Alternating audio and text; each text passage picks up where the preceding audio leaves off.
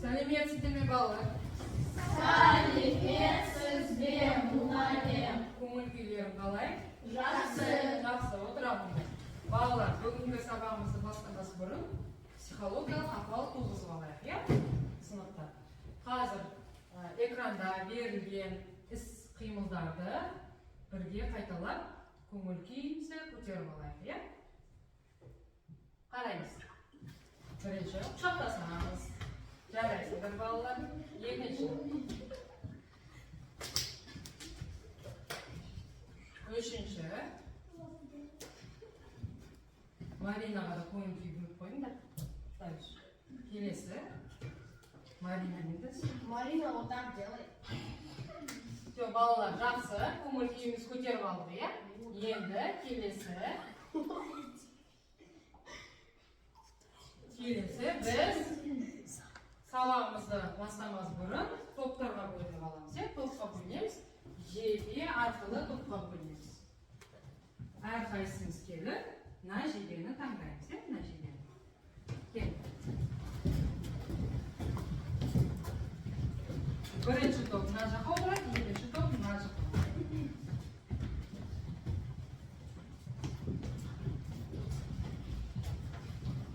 Все, жарайсыңдар балалар.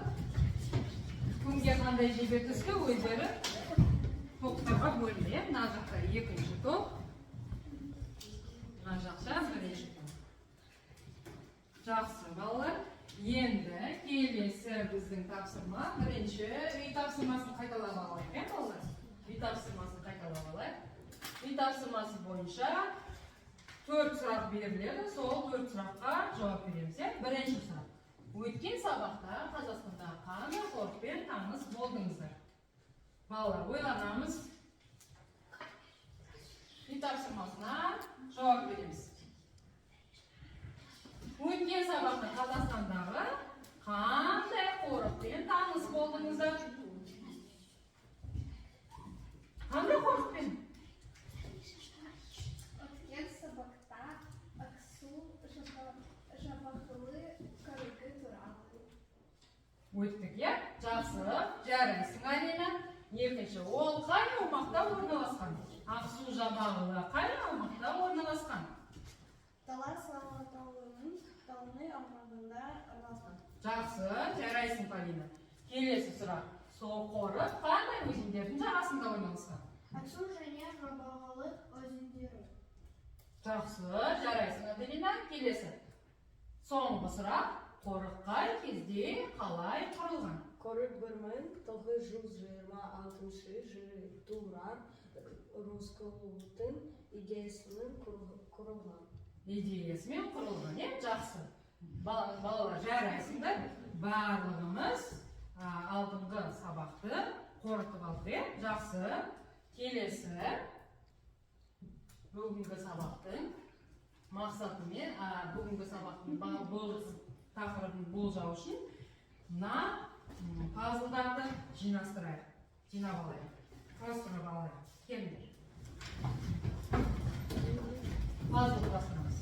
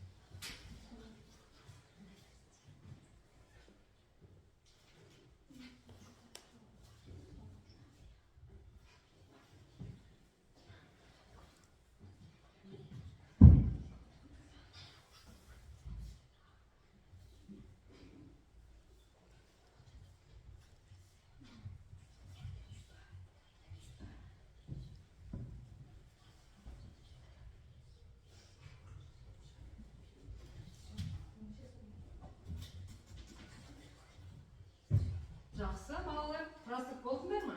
Енді балалар сұрағыма жауап беріңдер. Пазлда нелер берілген? Нелердің суреті берілген? Орман.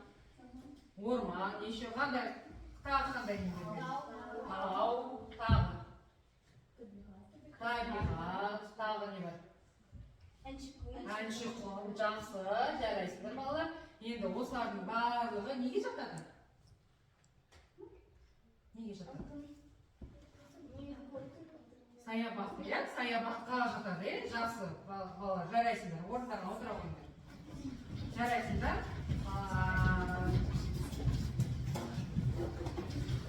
Саябақ. Бүгінгі тақырып саябаққа байланысты болады. Табиғи саябаққа байланысты болады, иә? Келесі. Бүгінгі сабақтың мақсатымен танысып алайық. Балалар, бүгін сендерге қонаққа робот келді. Робот бүгінгі сабақтың мақсатымен таныстырып шығады. Сәлем достар, мен сендердің мынау достарымын. Бүгінгі жаңа сабақтың тақырыбы алтын емес ұлттық саябағының кереметі. Сабақтың мақсаты тыңдалған мәтіннен негізгі және қосымша ақпараттарды анықтайды. Мәтін мазмұнын жинақтап, постер немесе сызба дайындайды. Ақпаратты жүйелеу және оны шығармашылықпен ұсыну дағдыларын дамытады. Жақсы балалар. Робиктің айтуы бойынша бүгін біз тыңдалған мәтіннен негізгі және қосымша ақпараттарды анықтаймыз. Мәтін мазмұнын жинақтап, постер немесе сызба дайындаймыз. Келесі. Балалар, енді бүгінгі күннің тақырыбын, күнді дәптерлеріңізге жазып алайық. Бүгінгі күнді жазып алыңдар.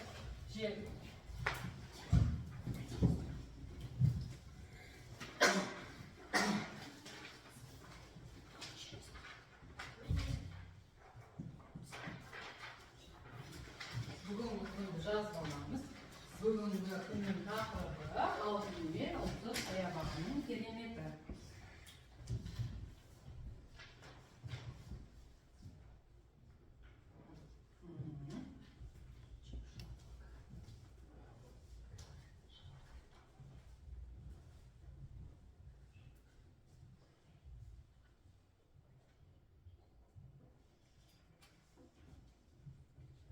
Енді жазып алған болсақ, бүгінгі сабақтың жаңа сөздермен таныс болайық. Ұлттық қорық, жер көлемі, мекендеу, үңгірлер. Балалар, жаңа сөздерді сөздік дәптерімізге жазамыз.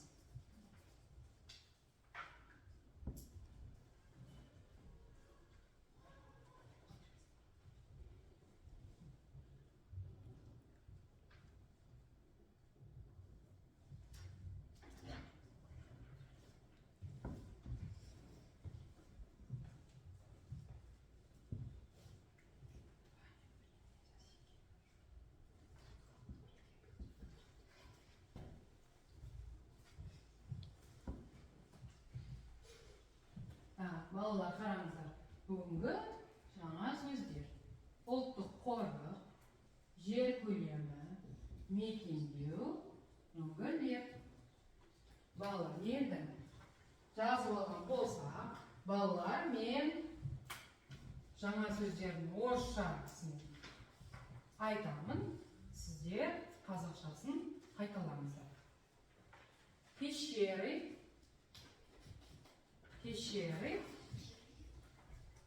как будет пещеры? Үңгірлер. Обитай. Площадь. Национальный заповедник. Жақсы. Жарайсыңдар балалар. Келесі тапсырма. Балалар, бүгінгі сабағымыздың мәтінімен таныс болайық.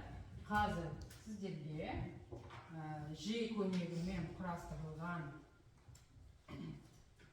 бейне мәтінді тыңдап көреміз, тыңдайық. Алтынемел Алматы облысының Кербұлақ ауданында 1996 жылы ашылған ұлттық саябақ. Жер көлемі 460 мың гектар. Қорық Іле өзенінің солтүстігінде орналасқан. Ол құрып бара жатқан жануарлар мен өсімдіктерді қорғау, молайту мақсатында ұйымдастырылған. Алдымен саябағы археологиялық ескерткішке бай.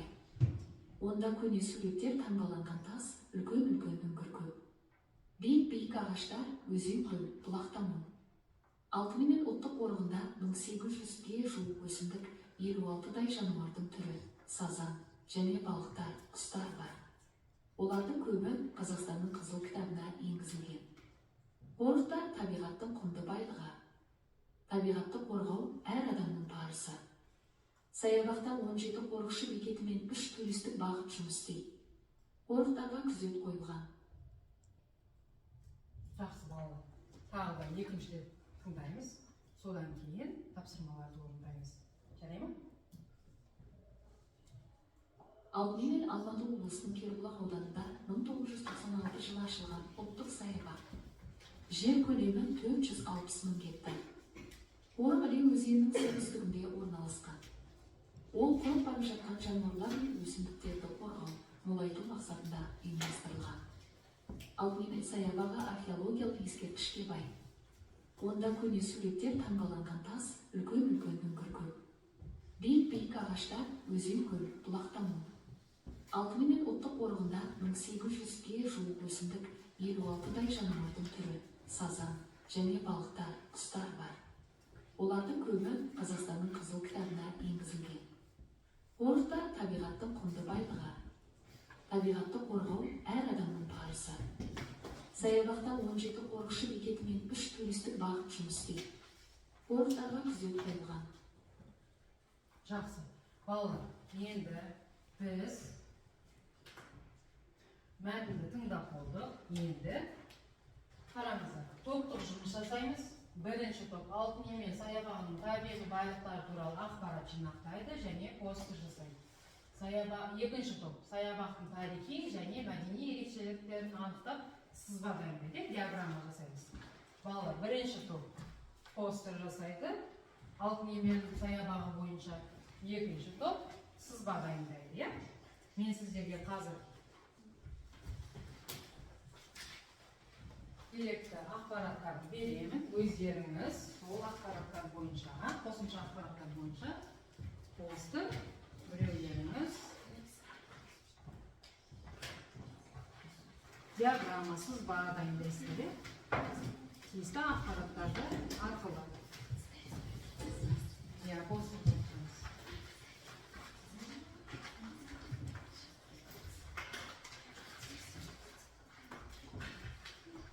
Балалар, мәтін бар, мәтін кітабыңызда бар. Кітабыңыздағы мәтінді ашып, сол мәтін бойынша тиісті ақпараттарды арқылы постер жасаймыз. Бірінші топ постер жасайды. Постер. Диаграмма жасаймыз. Жазасын. Бірінші топ табиғи байлықтары. Табиғи байлықтары деп жазасыңдар. Табиғи байлықтары. Табиғи байлықтары деп жазамыз. Сендерге тарихи және мәдени ерекшеліктері. Табиғи ерекшеліктері.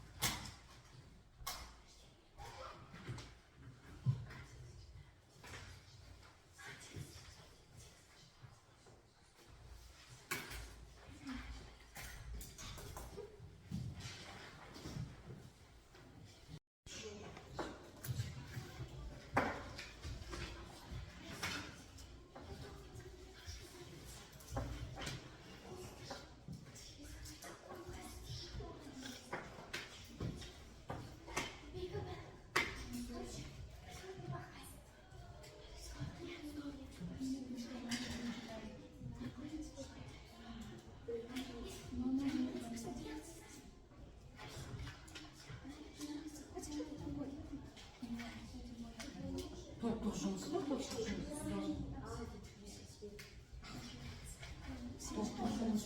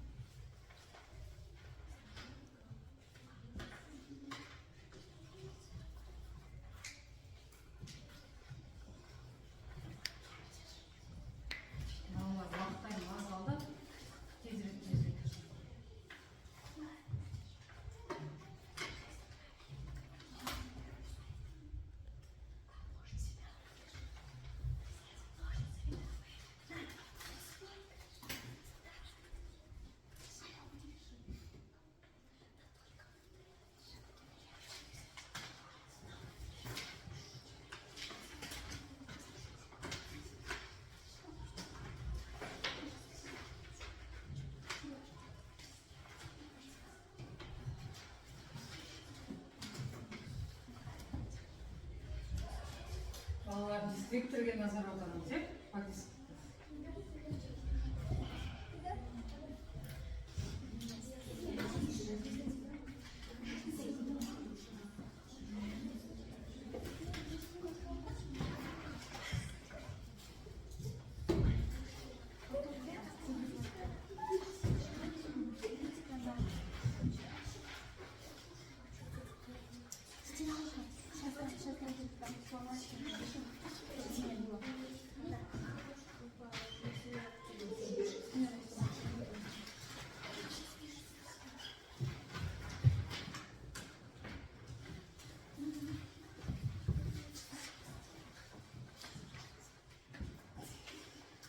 Балалар, 1 минут қалды уақыттарында аз қалды. 1 минут.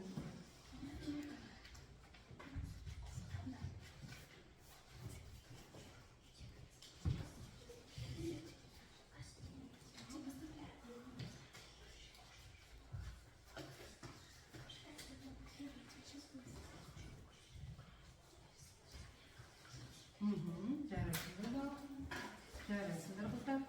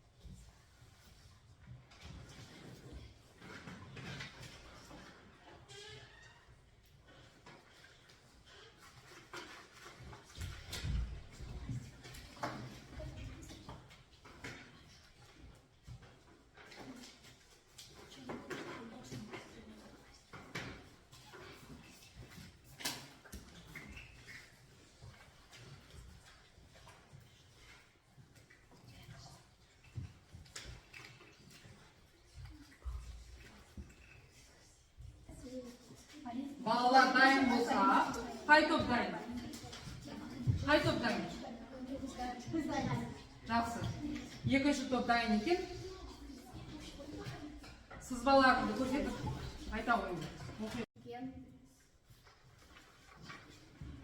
Алтынныңа көмілдегі еншіком немесі айға ком тақтанған жеңі бірі.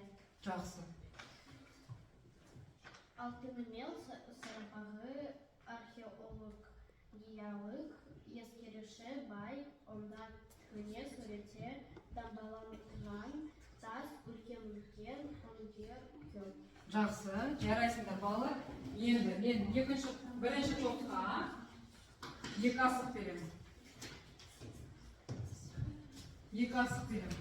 Инспектор бойынша мәтіндегі ақпаратты жинақтады және қосымша ақпаратты анықтап постер жасады. Постер кішкене толықтау емес, сондықтан мен 2 асық бердім. Келесі, екінші топ дайын ба? Екінші топ оқимыз. Саяхаттан жерді қорықшып бекеті мен 3 туристік бағыт жұмыс істейді. Жақсы, келесі, кім айтады? Топтық жұмыс балалар, сондықтан топтық жұмыс. 520 гектар. Жақсы, жарайсың. Дальше. Келесі, кім оқиды келесі? Саяхатта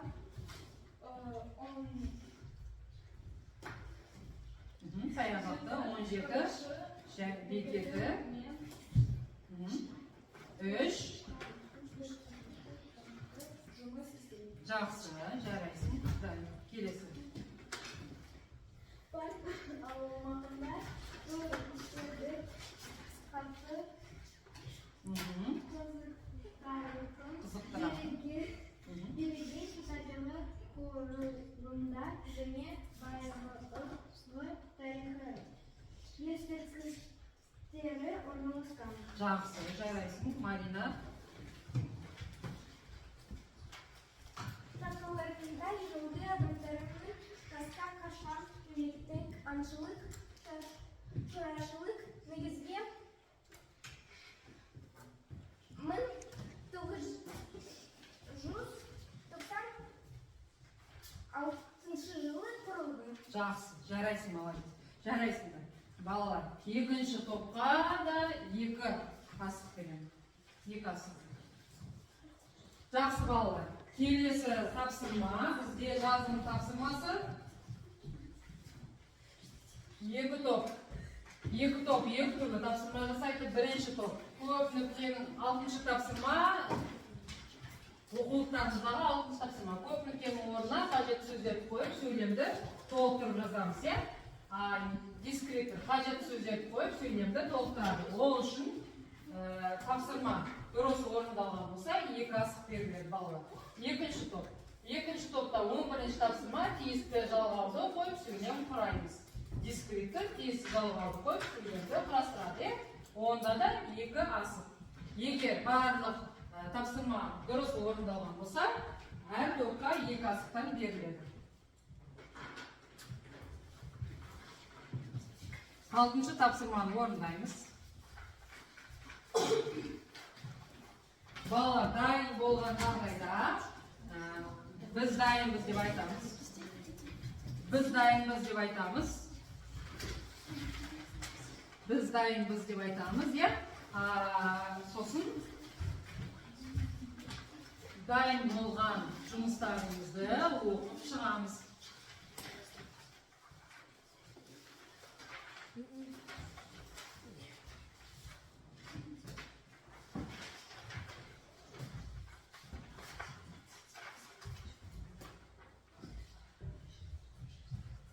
Тиісті жалғаулар дұрыс қоямыз. Сендер тиісті сөздерді дұрыс қоясыздар, иә? Мәтіннің мағынасы бойынша.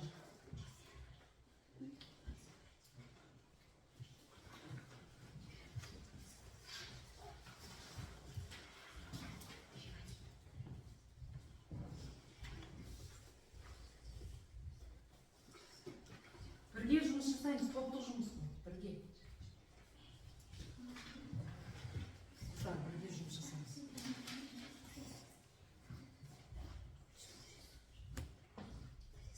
Балалар, сіздерде 3 минут уақыт.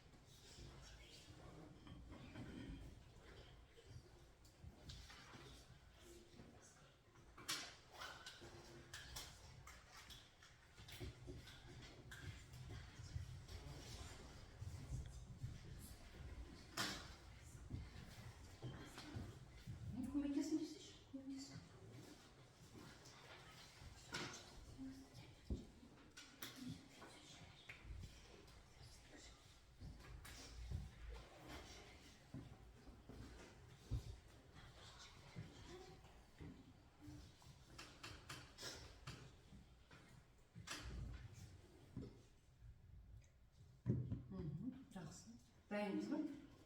Дайын болса оқи қойайын. Аты Емель өтіп президент саябағы. Кабина тұрамыз, сонда оқимыз, иә?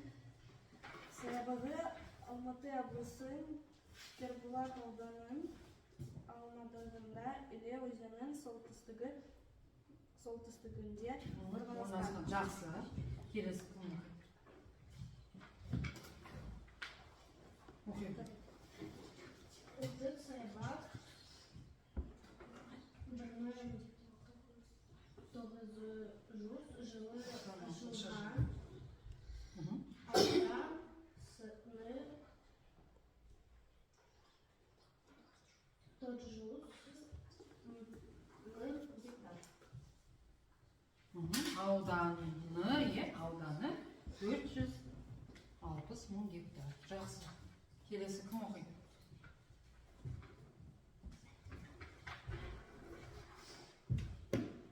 Аты Емель ұлттық табиғи саябағында бір-800 жылы өсімдіктің түрі бар. Жақсы, молодец, жарайсың. Жарайсыңдар, балалар. Так, сендерге екі асық береді. Бірінші топ, екі асық. Барлық тапсырманы дұрыс орында. Келесі топ. Дайынсыңдар ма? Эвелина, оқисың ба? Оқи ғой, Эвелина. Иә.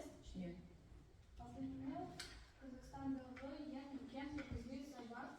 Мұнда саяхатшылар жиі келеді. Жақсы.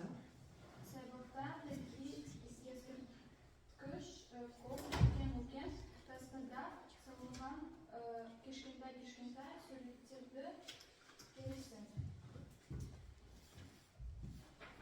Жақсы, мына сөйлем сендерге дұрыс емес. Сендерге бір асық беремін. Бірінші топқа бір асық. Жақсы. Балалар, келесі тапсырманы орындап бастайық. Келесі бізде сергіту сәті. Тұрамыз орындарымыздан. Орнымыздан тұрамыз. Мына елді қайталаймыз. Kız, şaş, bunla, ağız, anladın Allah. Bile, bile, bile, bile, bile, bile, bile, bile, ol, arya, hey, arya, anladın Allah. Bile, bile, bile, bile, bile, bile, bile,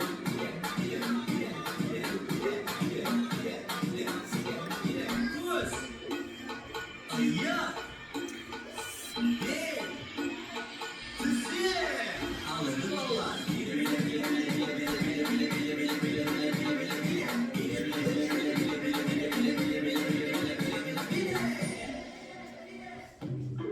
Балалар, жақсы, біз бір тергіп алып орындарымызға отырамыз. Келесі тапсырмаға дайын болайық, балалар. Оның алдымен ол тапсырманы орындамас бұрын біз телефондарымызды аламыз, қолданымыз. Балалар, QR кодпен тапсырмаға өтеміз. Жеке жұмыс бізде рас жалған ақпаратты табамыз, иә? QR код арқылы өтіп, рас жалған бүгінгі мәтін бойынша рас жалған ақпаратты табуымыз керек. Әрқайсымыз өз телефонымызбен кіріп, осы тапсырманы орындамамыз. Балалар, дискрипторге назар аударамыз. Мәтін бойынша дұрыс ақпаратты тапсақ, бір асық аламыз. Жалған ақпаратты тапсақ, бір асық аламыз.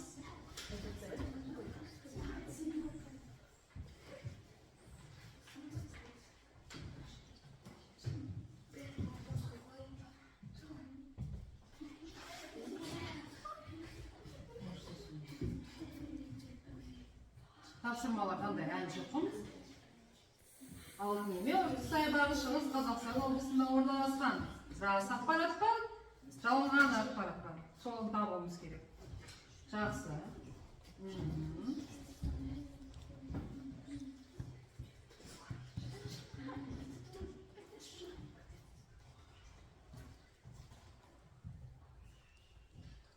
Жақсы.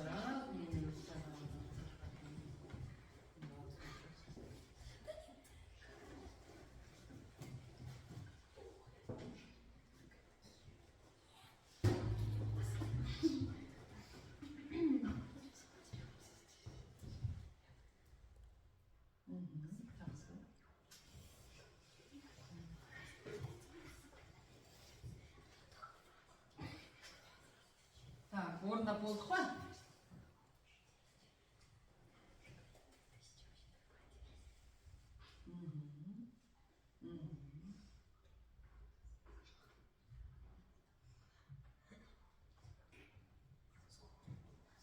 Жақсы. Орындап болған болса. Қай топ көп балл жинады? Қай топ көп балл жинады? 10 сұраққа жауап берді. Жақсы. Екінші топ қай? Неше сұраққа жауап берді? 20 сұраққа? 20 сұраққа. Жақсы. Енді балалар, қараңдар. Бірінші топқа бір асық беремін. Өйткені сендерде 10 сұраққа жауап бердіңдер. Ал екінші топқа 20 сұраққа жауап берген үшін 2.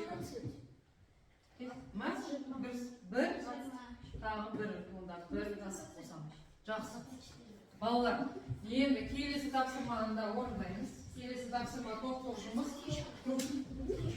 Топтық жұмыс, балалар, сабақты бекітеміз енді. Топтық жұмыс. QR кодпен тағы да осы тапсырманы орындап тастаймыз. Викториналық сұрақтарға жауап береміз. Егер сұрақтарға көп ұпайға сұрақтарға жауап берсеңіздер, 3 асық аласыз.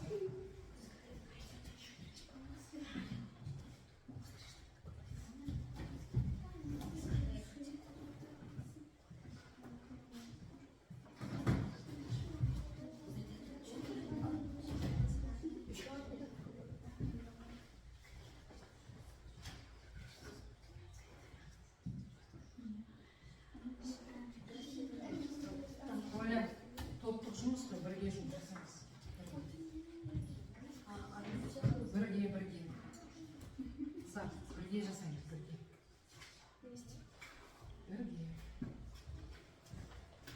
Саябақтағы ескерткіштердің қалай аталады. Дальше, келесі.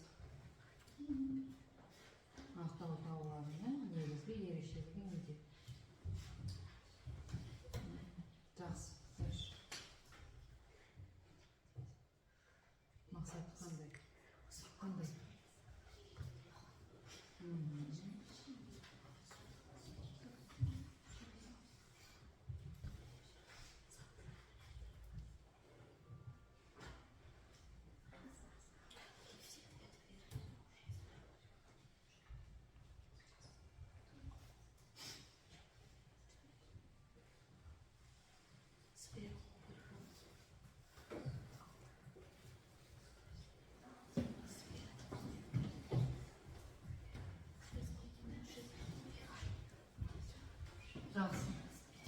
Жақсы балалар. Бұл тапсырмаға 2 топта жақсы жауап берді. 2 топтың да балдарын бір келді. Сондықтан 3 асықтан береді. 3 асық. Бұл тапсырмада сабақты белгі бойынша викториналық сұрақтарға дұрыс жауап берді. Алған ақпараттар бойынша дұрыс жауап берді. Енді балалар сабағымызды қорытындылаймыз. Үй тапсырмасын жазып алайық. Үй тапсырмасын жазып аламыз. Ескеріктерді қашамыз, үй тапсырмасын. Үй тапсырмасын жазамыз. Үй тапсырмасы 127-ші бет, 12-ші тапсырма. Суреттерге қарап, алтынмен ұлттық саябағы туралы мәтін құраймыз, мәтін құраймыз. Үй тапсырмасын жазып аламыз. Келесі балалар, үй тапсырмасын жазып алғаннан кейін енді біз рефлексия. Осы сабақта рефлексия береміз.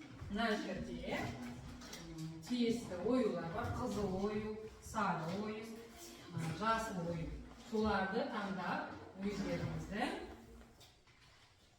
сабақты түсінген, түсінбегендеріңізді мына түйелер арқылы көрсетеміз. Қоржын арқылы, қоржын бағалау.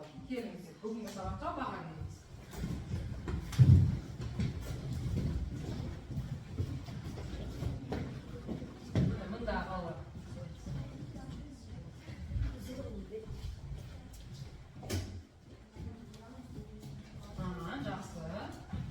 Балалар, міндетті түрде кері байланыстарыңызға, кері байланыстарыңызға мұғалім ретінде өздеріңізге міндетті түрде первайларыңыз беретін боламын.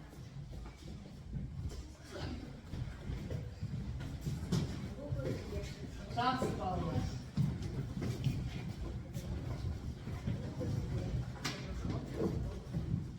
Сонымен балалар,